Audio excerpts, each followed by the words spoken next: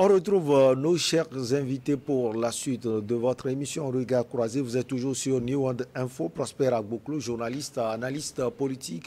Guillaume Or est également journaliste et analyste politique. Et puis Sami Orosama, juriste de formation.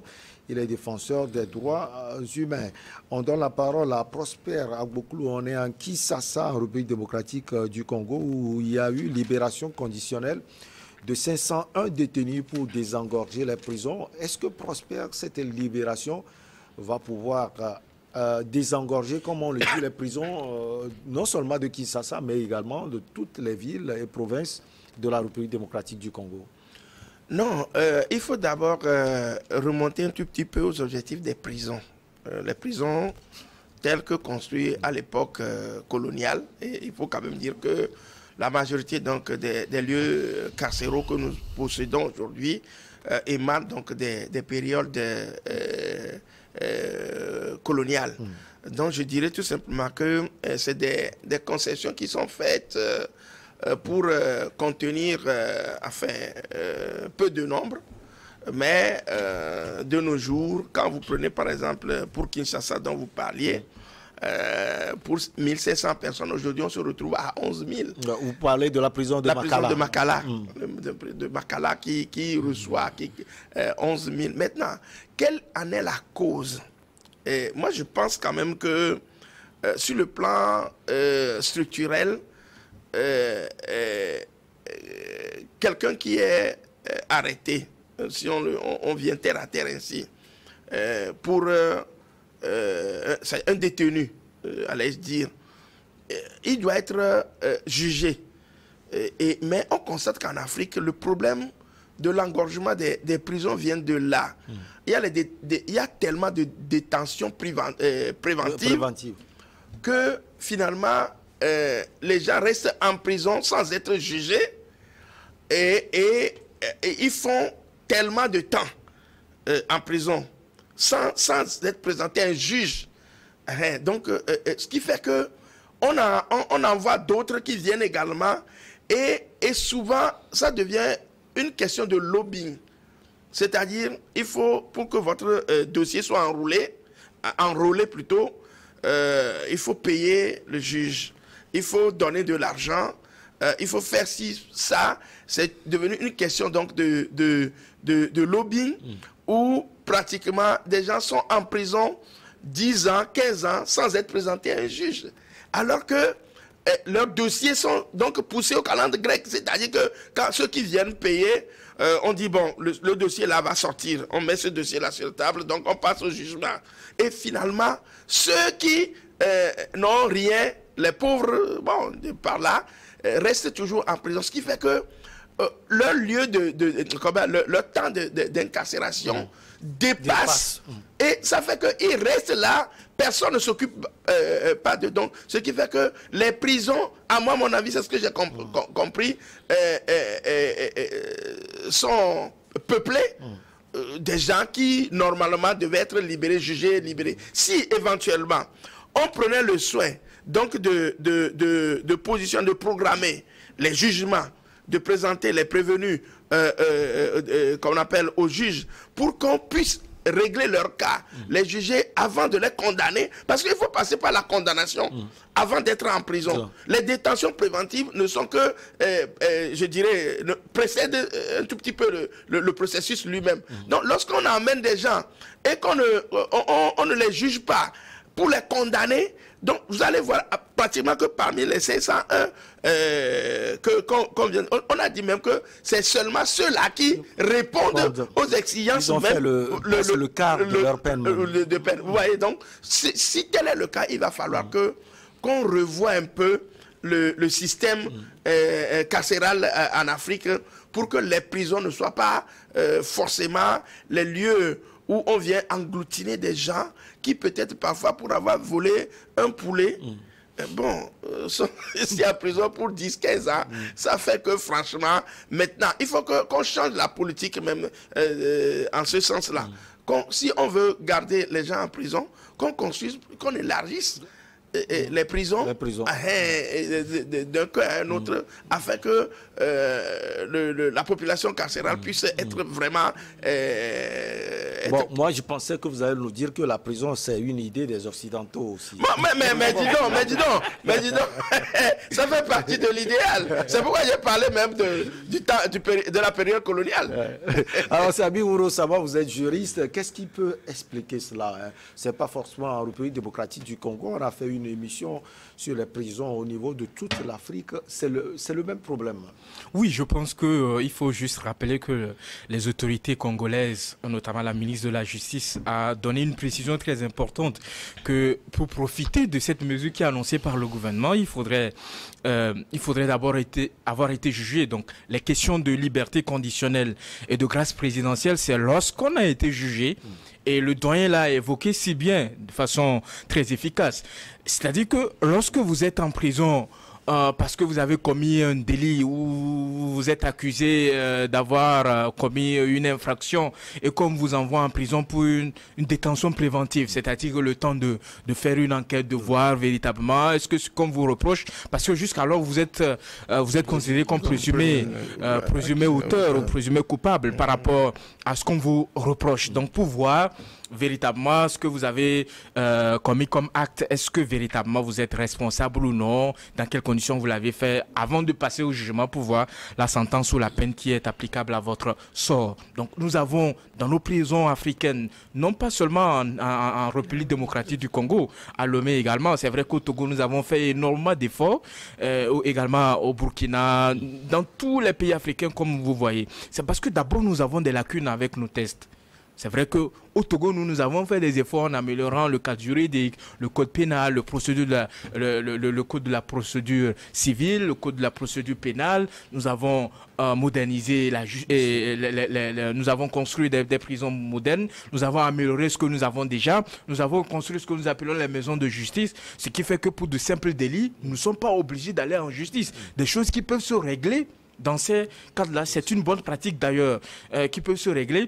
Et parce que dans nos pays africains, nous ne pouvons pas, par exemple, dire que nous allons demander une liberté comment on appelle ça, une liberté sous caution. Parce qu'on n'a pas tout le mécanisme nécessaire pour veiller à ce que vous ne quittiez pas votre résidence, ou vous ne partiez pas, ou en une nuit comme ça, vous ne fuyez pas, parce que nous n'avons pas les moyens nécessaires pour veiller à l'application de cette mesure-là. Donc peut-être ça aussi, ça peut expliquer cela.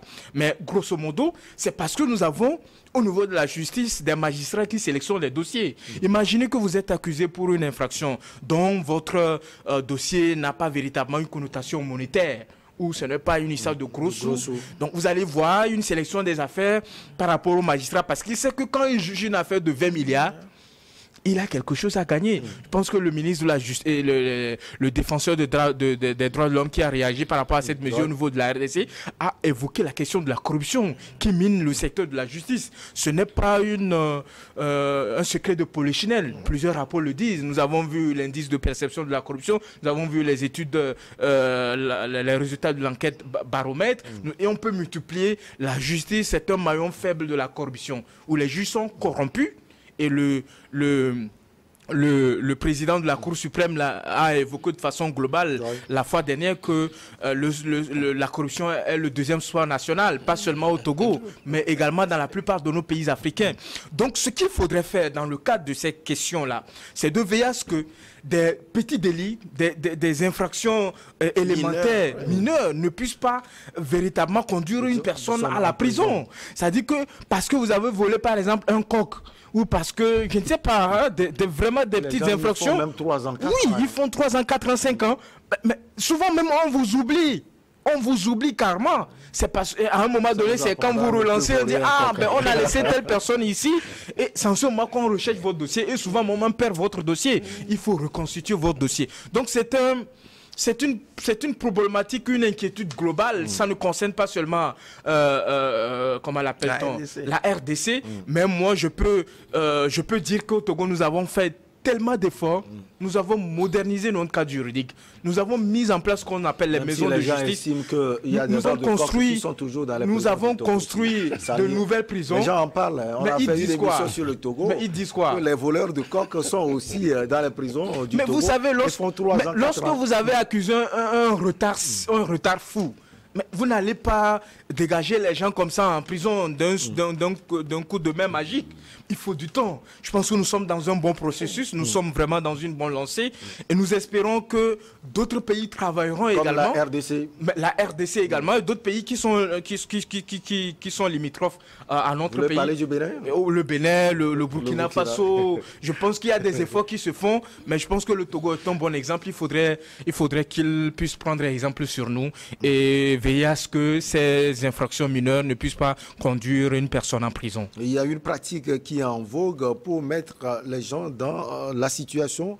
Ils doivent donner l'argent aux magistrats et on les envoie d'abord en prison. Condamne Jean-Claude Katenge, il est le président de l'ONG de défense des droits de l'homme à Sadio, en République démocratique du Congo. Samir a parlé de cela. Votre regard sur cette situation, non seulement en RDC, on parle de toute l'Afrique d'ailleurs. Effectivement, le problème n'est pas particulier à la RDC, ça tout le monde le sait, les prisons sont surpeuplées en Afrique, du moins pour les pays qu'on connaît ici.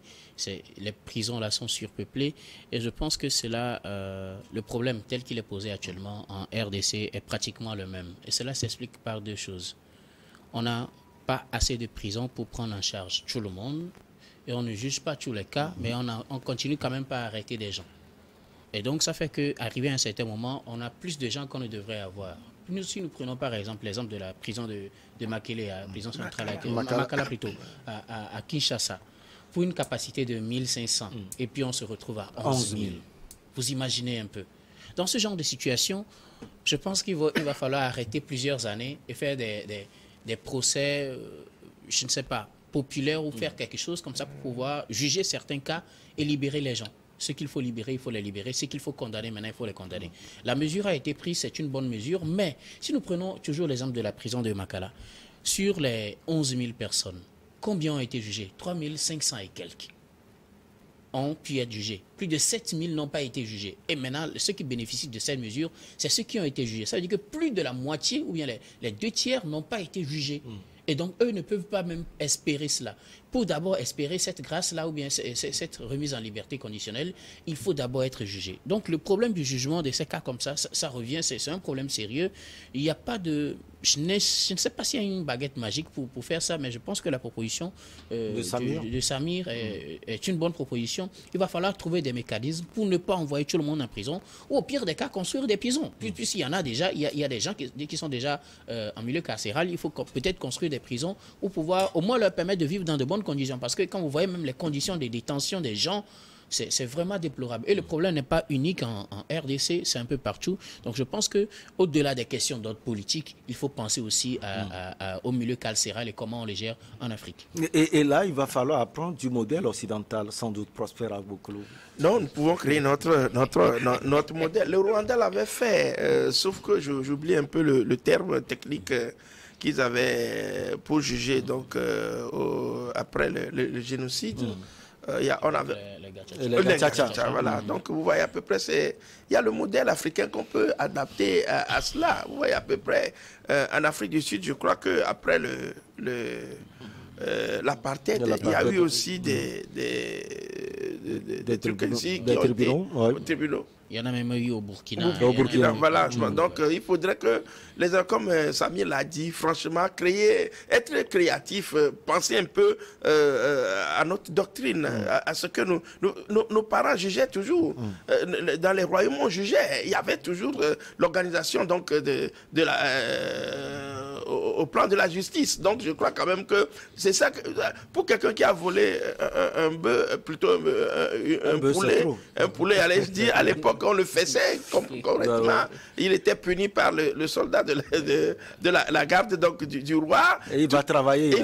Donc, on les soumet à des travaux difficiles. Voilà, donc, ce qui fait qu'on le dissuade. Donc, la prochaine fois qu'il verra un poulet, et qu'on appelle, il aura peur de le prendre parce qu'il s'attend déjà à cette pénitence à laquelle plutôt elle a été soumise. Et aujourd'hui même, les lieux carcérales sont devenus même des lieux de business.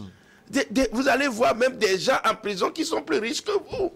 Vous allez chez des gens, moi j'ai eu une dame qui m'a dit qu'il est parti voir quelqu'un en prison et c'est la personne qui lui donne 50 000 francs. C'est-à-dire, comment ça se passe donc? Et ça aussi... On dit souvent que les gens, quand ils sortent, ils souhaitent y retourner. Donc vous voyez à peu près. Donc il y a ça aussi qu'il faut dénoncer. Ce qui fait qu'il y a des gens qui sont des prévenus qui se sentent même à l'aise dans les prisons. Et ils se disent, bon, et il y a aussi les geôliers qui sont là, certains qui sont complices aussi de ça, où on se partage la manne, on fait du commerce, du business. Donc, je crois quand même que le problème est aussi grave. On s'apitoie sur le sort des prisonniers, mais la plupart d'entre eux aussi sont aussi complices de l'état des lieux. Ils sont là. Vous savez, quand vous rentrez en prison, c'est un détenu, une libéré qui me l'a dit, que quand vous voulez quitter la prison, tout ce que vous avez apporté, vous êtes en droit de les laisser. Les habits, tout ce que vous... C'est-à-dire que vos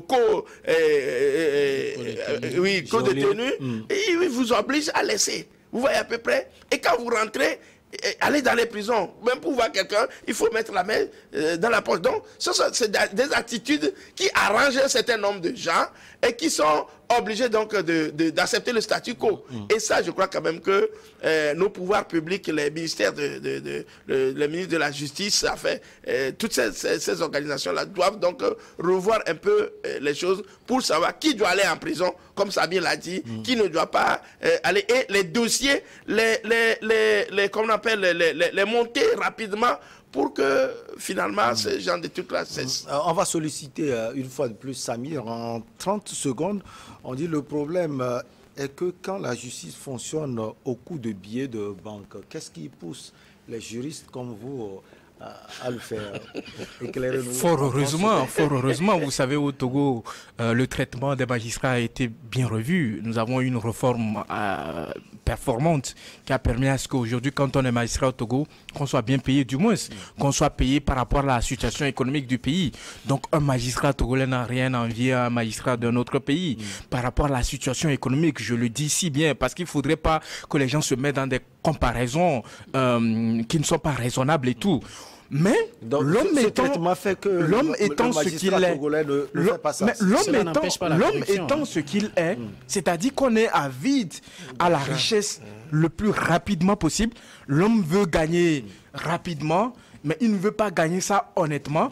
Vous voyez un magistrat qui a un dossier de plus de 20 milliards, je l'ai dit tout à l'heure, un dossier de 20 milliards qu'on rentre dans son bureau, on dit, ben, quand tu nous permets de gagner ce dossier, nous t'offrons 500 millions, ce qu'il n'a jamais eu durant toute sa vie. Ça va aller vite. Mais le dossier va aller très vite. Le dossier va aller très vite. Et dans ce cas-là, c'est-à-dire que le traitement du dossier n'est pas équitable. C'est-à-dire celui qui doit avoir raison n'a jamais raison finalement. C'est la partie la plus forte économiquement qui s'en sort gagnante du procès. Et c'est ce que nous assistons de plus en plus dans nos pays africains. Aujourd'hui, je pense que le travail qui doit se faire, même en matière de lutte contre la corruption, et je pense qu'on aura l'occasion d'aborder cette question-là, même en matière de lutte contre la corruption, ce qui doit se faire, c'est le travail sur l'humain. Parce qu'on a beau se doter d'instruments les plus magnifiques, les plus magiques au monde, on a beau digitaliser tous les services, si l'homme lui-même ne prend pas conscience, c'est-à-dire qu'il puisse cultiver un certain nombre de valeurs, un certain nombre de principes, avoir l'éthique du métier dont il pratique, d'avoir l'éthique de la profession dans laquelle il est, je vous assure, on peut beau tout faire, on peut lui payer 20 milliards. À chaque fin du mois, lorsqu'il se retrouve en face de ces cas-là, la tentation à l'argent va faire qu'il va choisir gagner l'argent, et en gagnant l'argent, il ne va pas être du côté du droit. Il va donner raison à celui qui est économiquement le plus fort. Donc les magistrats, nous les supplions de se contenter de ce qu'ils gagnent. C'est petit, mais c'est grand. Ça permet à ce que nous puissions avoir une justice, une justice à laquelle les populations auront de plus en plus confiance. Parce qu'aujourd'hui, à l'heure où nous vous parlons, la confiance a disparu entre la justice et le peuple. Allez, vous le permettez, on va marquer la dernière pause. On revient pour la suite et la fin.